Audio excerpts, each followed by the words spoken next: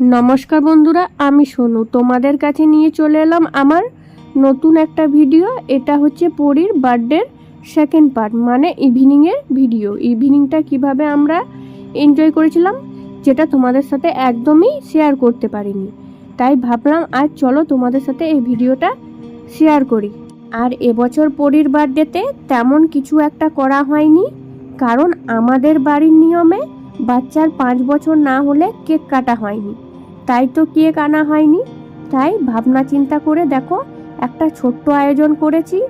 আর যেমন কথা তেমন কাজ, তাই দেখো তোমাদের দাদাভাই বেলুন দিয়ে সুন্দরভাবে সাজিয়েছে। ছোট্ট একটা আশীর্বাদ পর্ব করব আমরা বড়রা সবাই পরীকে ভালোভাবে আশীর্বাদ করব। আর এই নিয়মটা তোমাদের কার কার মধ্যে আছে আমাকে একটু কমেন্টে জানাও তো বন্ধুরা।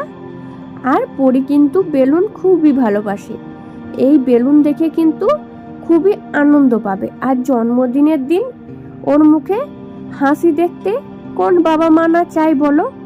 আর পরীকে দেখো সুন্দরভাবে আমি রেডি করে দিয়েছি, ওর বাবা দেখো ওকে নিয়ে আসছে। আর বেলুনগুলো দেখে ওর মুখের হাসিটা দেখো, ও কতটা আনন্দ পেয়েছে। এসে তো প্রথমেই ও নিজের জিনিসগুলো দখল করে নিচ্ছে, কুরকুরে লেস, ওর তো ওই দিকেই নজর।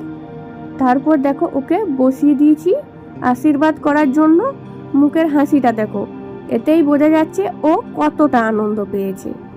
আর ওর সাথে দেখো ওর বাবাকেও বসতে হয়েছে, কারণ ও তো এক জায়গায় স্থিরভাবে বসে থাকার মেয়ে নয়, তাই ওর বাবাকে দায়িত্ব দিয়েছি ওকে ধরে রাখার।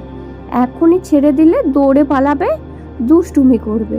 আর এইদিকে ওর ঠাকুমা ওকে আশীর্বাদ করে নিচ্ছে। তারপর দেখো ওর দাদু চলে এসেছে ওকে আশীর্বাদ করার জন্য। পরপর সবাই ওকে আশীর্বাদ করছে, আর ও দেখো কতটা আনন্দ পাচ্ছে।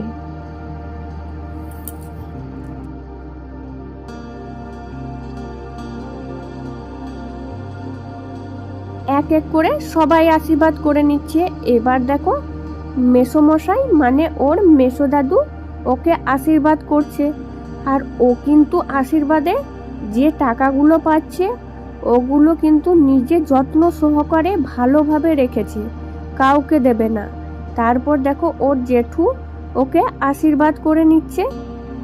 আর বন্ধুরা তোমরাও আমার পরীকে আশীর্বাদ করো, ও যেন সারা জীবন হাসি খুশি থাকে, ভালো থাকে, অনেক বড় হয়, মানুষের মতো মানুষ হয়।